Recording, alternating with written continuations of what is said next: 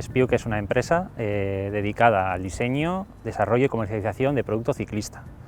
Teníamos una relación previa ya con Mondragón Unibertsitatea y surgió la oportunidad de desarrollar un nuevo proyecto gracias a una nueva máquina que habían adquirido, la cual imprimía en 3D fibra continua.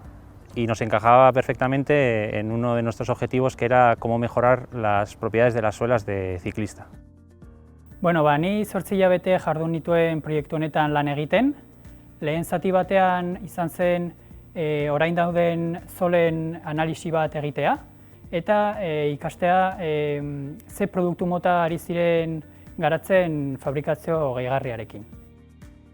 Y como primeros testeos también realizamos un poco lo que sería el análisis de qué software y programas de cálculo, de diseño podríamos utilizar para aplicar un producto para el que en general no están pensados.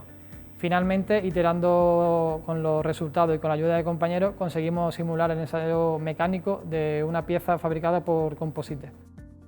Software honek optimizazio topologikoa lantzen du. Hau da, bloke batetik zuk indarrak eta restrikzio batzuk sartuz, egingo dizuena da material sobrantea kendu. Uno de los aspectos destacados de este proyecto es la realización de una suela personalizable.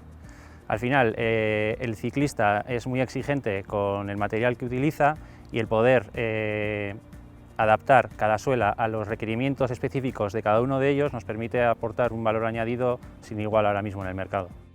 Horretarako erabili genituen jada eginda zeunden analisi batzuk, baina ideia da etorkizun batean bezeroak dendara jutea, han analisi bat egitea eta horren arabera bere zola inprimatzea. En mi caso, la oportunidad de estudio dual, es decir, estudiar y trabajar a la vez en un proyecto real, fue clave para elegir la opción del máster de fabricación aditiva en Mondragón.